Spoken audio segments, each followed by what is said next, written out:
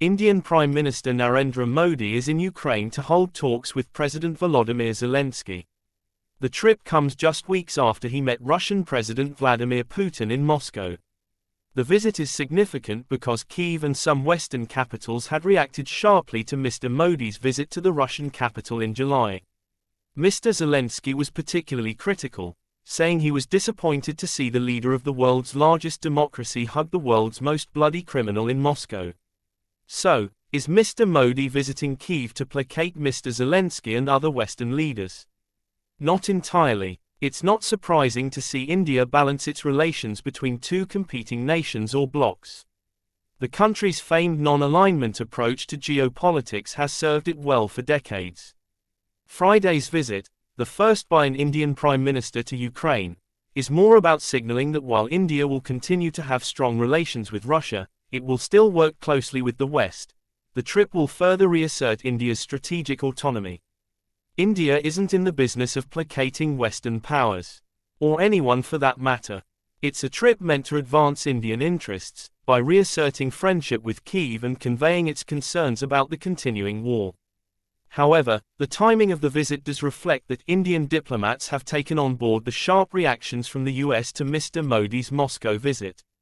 India has refrained from directly criticizing Russia over the war, much to the annoyance of Western powers. Modi's balancing act as he meets Putin in Moscow. Delhi, however, has often spoken about the importance of respecting territorial integrity and sovereignty of nations. It has continuously pushed for diplomacy and dialogue to end the war. Mr. Modi's Moscow visit in July came hours after Russian bombing killed at least 41 people in Ukraine, including at a children's hospital in Kyiv, sparking a global outcry. The Indian PM said the death of children was painful and terrifying but stopped short of blaming Russia. Mr. Modi is not likely to deviate from this stance during his visit to Kyiv. The US and other Western nations have grown to accept Delhi's stand, given India's time-tested relationship with Moscow and its reliance on Russian military equipment. India, the world's largest importer of arms, has diversified its defense import portfolio and also grown domestic manufacturing in recent years, but it still buys more than 50% of its defense equipment from Russia.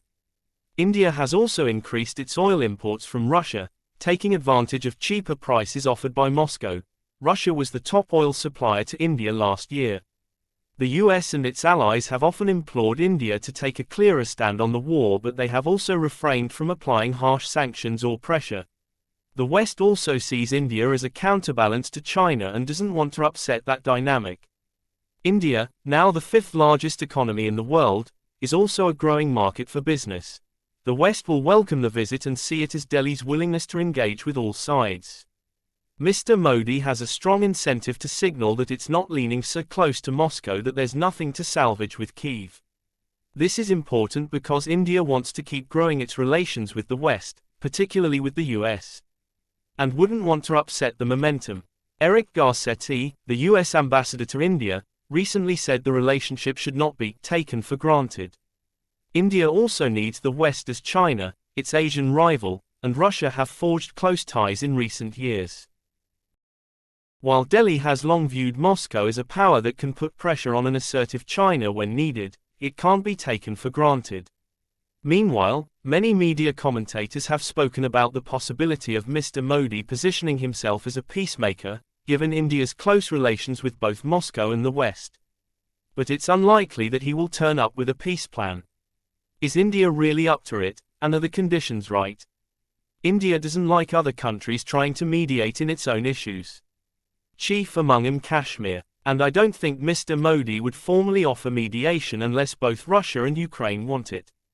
And at this point, Ukraine, however, will still welcome Mr. Modi's visit and see it as an opportunity to engage with a close ally of Moscow, something it hasn't done much since the war began. Mr. Zelensky, though, is unlikely to hold back his criticism of Mr. Putin in front of the Indian PM. Mr. Modi can live with that as he has faced such situations many times in other Western capitals. Moscow is not likely to react to the visit as it has also been making concessions for Delhi's multilateral approach to geopolitics. But beyond reasserting its non-alignment policy, Delhi also has bigger goals from this visit. India has been ramping up engagement with Europe in the past decade, particularly with the underserved regions in Central and Eastern Europe. Delhi wants to keep consolidating its relations with the Big Four, the UK, Italy, Germany and France, but also wants to boost engagement with other countries in Europe. Getty Images. Mr. Modi is also visiting Poland on this trip, the first Indian PM to visit the country in 45 years. He also became the first Indian Prime Minister to visit Austria in 41 years in July. Analysts say that this signals India's growing understanding that Central European nations will play a bigger role in geopolitics in the future, and strong relations with them will serve Delhi well. The Indian government has also revived trade deal negotiations with Europe. It has signed a trade and investment deal with the European Free Trade Association, which is the intergovernmental organization of Iceland, Liechtenstein, Norway and Switzerland. So, while there will be a lot of focus on the war during his visit, Indian diplomats are likely to stay focused on the bigger goal. Central and Eastern Europe now have greater agency in writing their own destiny and reshaping regional geopolitics.